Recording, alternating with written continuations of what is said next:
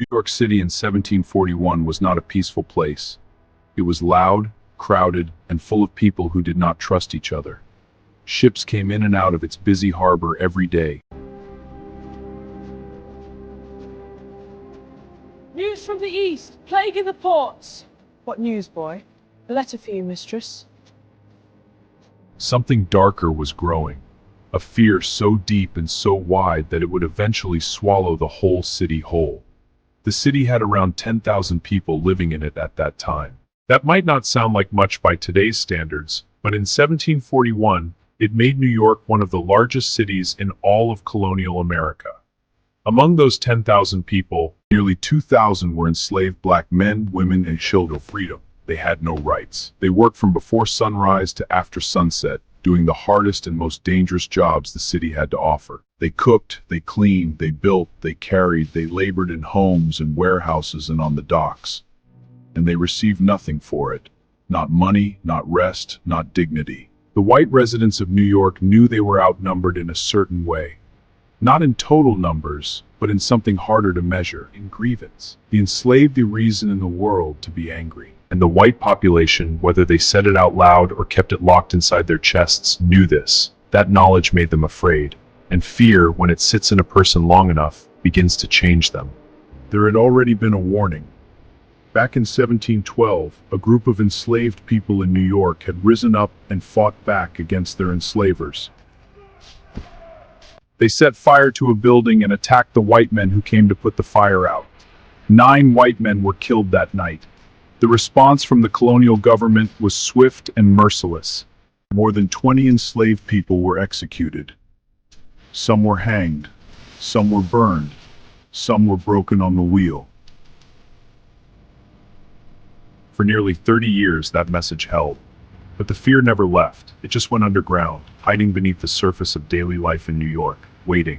The white residents of the city never fully relaxed. They watched. They whispered. They passed laws designed to keep black people from gathering in groups, from walking the streets at night, from doing almost anything that might look like organizing. Every shadow was a threat. Every quiet conversation between enslaved people was something to be suspicious of. By 1741, that old fear had been fed by new worries.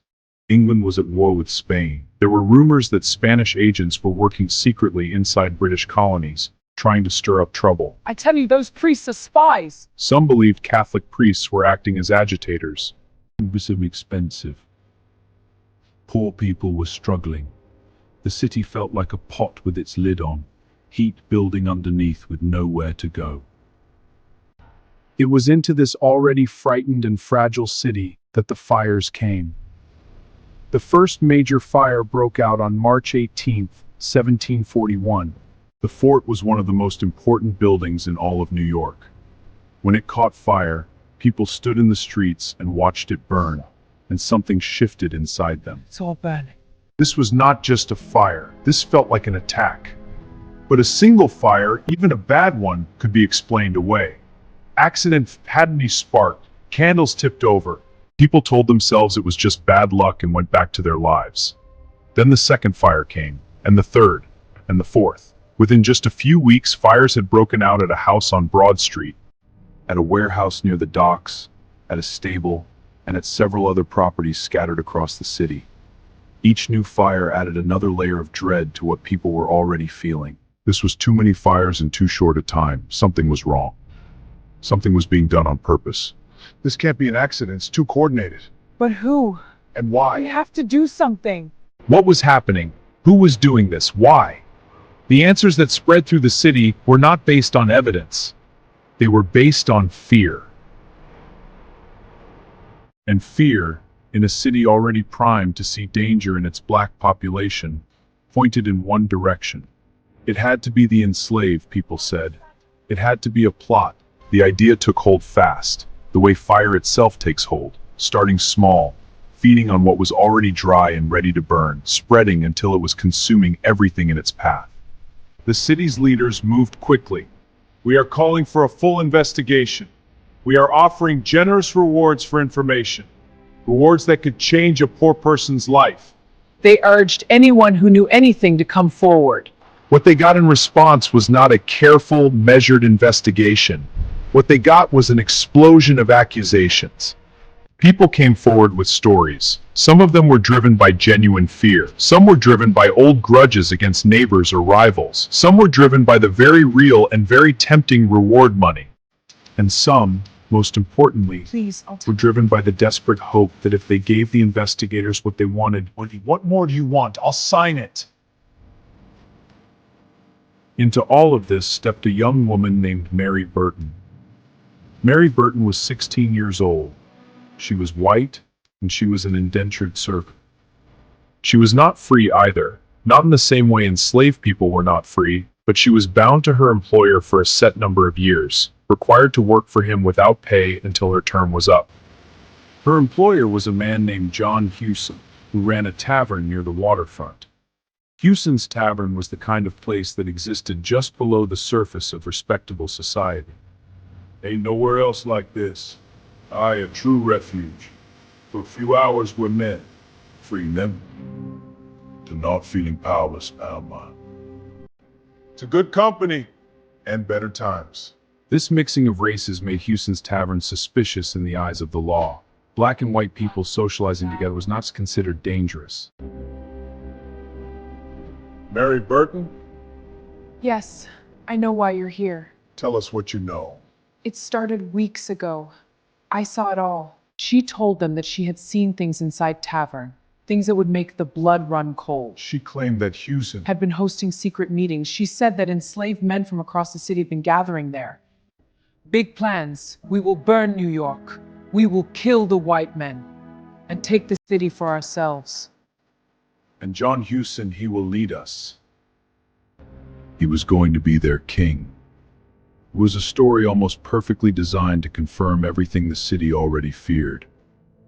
A white man, a criminal, and a lowlife. The time has come. We must destroy the order that binds us. We are with you. Our numbers are strong. This conspiracy grows in the dark, right under their noses. We will rise and break these chains. I swear it, sirs. They met in secret, plotting against the crown. This is grave. We believe you.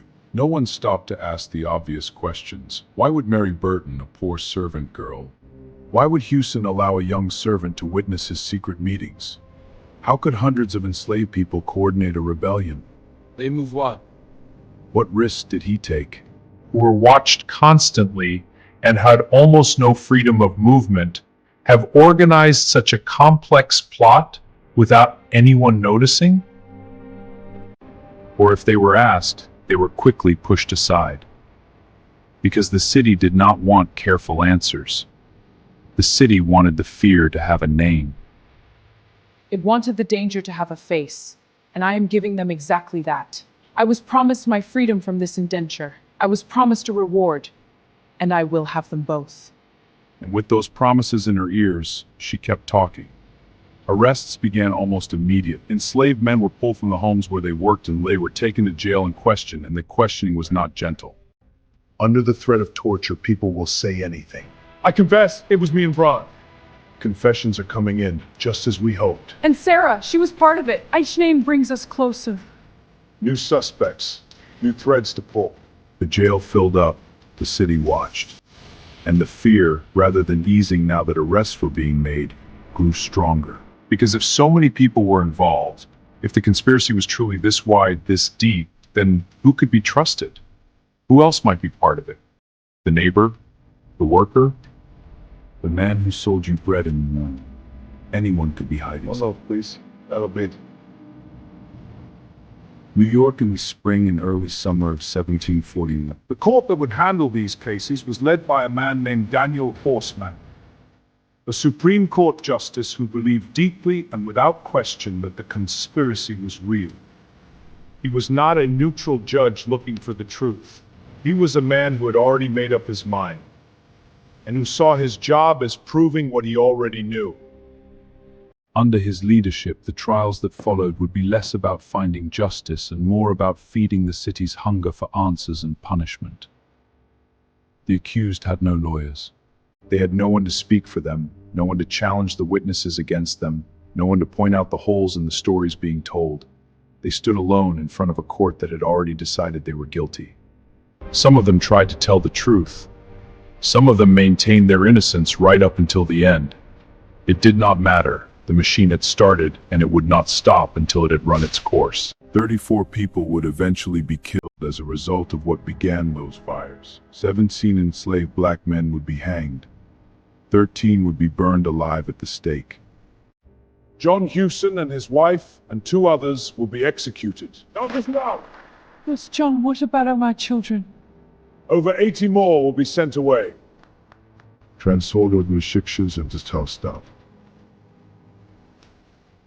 When it was all over, we went in itself out. People began to wonder. Had any of it been real? Had there truly been a great conspiracy? A massive organized plot to burn New York and kill its white residents? Or had the city, terrified and suspicious, simply destroyed dozens of innocent people because it could not live with its own fear? The fires had been real, the deaths had been real. A story that a frightened city told itself because the truth was something it could not face, that it had created a system so cruel and so unjust that it lived every single day in fear of the people it had wronged. That fear had been building for 30 years. It had been building since 1712, since the last revolt, since the last executions, and when the fires of 741 gave it some to attach itself to, it did not ask questions. It did not look for proof. It simply burned, and it took 34 lives with it. This is where the story is. Not with a plot, New York and Fury in it do.